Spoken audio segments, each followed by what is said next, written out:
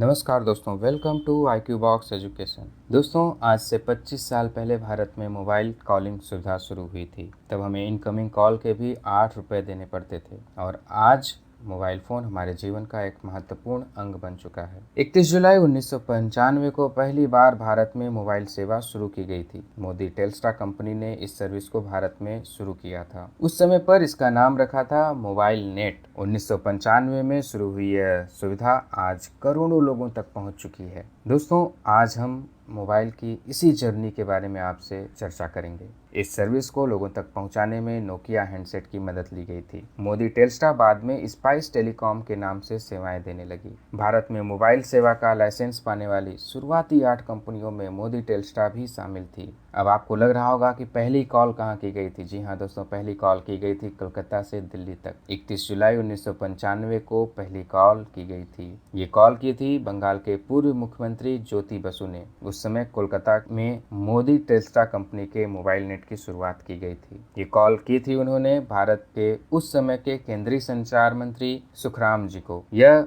Call जो है कोलकाता के राइटर्स बिल्डिंग से दिल्ली के संचार भवन में की गई थी और इसके लिए यूज किया गया था नोकिया के 2110 हैंडसेट का 2110। बहुत ही फेमस हैंडसेट था। शायद आपको याद भी होगा, हम में से कई लोगों ने ये हैंडसेट जरूर यूज किया होगा। 25 साल पहले दोस्तों, आउट गोइंग के साथ साथ हमें इनकमिंग कॉल के भी पैसे देने होते थे। जी हाँ, जहां आउट गोइंग के हमें 16 रुपये प्रति मिनट चुकाने होते थे, वहीं इनकमिंग कॉल के 8 रुपये तक देने पड़ते थे। और एक सिम खरीदना भी आसान नहीं था। सिम खरीदने के लिए 4900 रुपये चुकाने होते थे, जो कि उस समय के हिसाब से बहुत ज्यादा थे। मोबाइल रखना उस समय पर एक हाई सोसाइटी का काम था। आम आदमी के लिए मोबाइल रखना इतना आसान नहीं था, क्योंकि आम आदमी इतना ज़्यादा पैसा खर्च भी नहीं कर सकता है। मोबाइल शुरुआती 5 सालों में महज 10 लाख कस्टमर तक ही पहुंच पाया था, लेकिन 2003 में शुरू हुई फ्री इनकमिंग कॉलिंग की सुविधा और फिर धीरे धीरे मोबाइल के कस्टमर्स में इजाफा होने लगा। धीरे धीरे मोबाइल की इनकमिंग कॉल फ्री कर दी गई। लैंडलाइन पर कॉल करने की दरें भी घटा के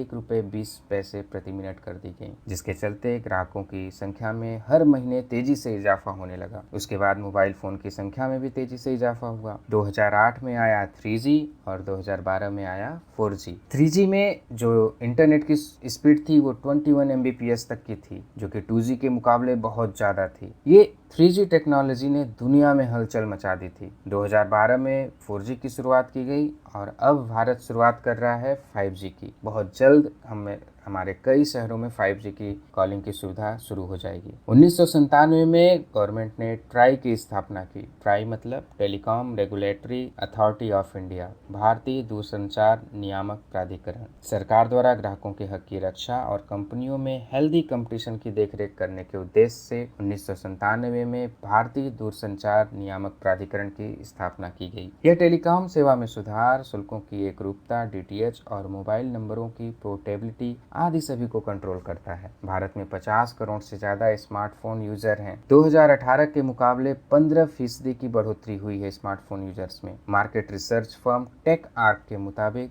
दिसंबर 2019 तक भारत में स्मार्टफोन यूजर्स की संख्या 50 करोड़ 22 लाख हो गई थी। मोबाइल के पहले दोस्तों एक पेजर नाम की टेक्नोलॉजी भी आई थी। वो 31 जुलाई 1995 में टेलीकॉम की शुरुआत हुई थी, पर उससे 2 महीने पहले यानी 16 मार्च को पेजर सुविधा की शुरुआत की गई थी। यह एक छोटी सी डिवाइस थी जिसमें एक तरफा संवाद होता था। भेजने वाले का संदेश दूसरे व्यक्ति को पेजर में लिखित रूप में प्राप्त होता था। इसे एक तरह से तुरंत मिलने वाला टेलीग्राम मान सकते हैं। जहां पेजर एक तरफा संवाद था जो लिखित में होता था, वहीं मोबाइल कम्युनिकेशन 2 तरफा और आवाज के रूप में था। मोबाइल के कारण पेजर का अस्तित्व कुछ ही साल रहा। उम्मीद करता हूं दोस्तों आपको ये छोटी सी जानकारी जरूर पसंद आई होगी। यदि आपको वीडियो पसंद आया तो इसे लाइक करें, अपने दोस्तों में शेयर करें। यदि आप हमारे चैनल पर नए हैं तो चैनल को सब्सक्राइब कर बेल आइकन को प्रेस करें, ताकि हमारे लेटेस्ट वीडियो नोटिफिकेशन आप तक पहुंचते रहें। वीडियो को अंत तक देखने के लिए धन्यवाद। वंदे मातरम।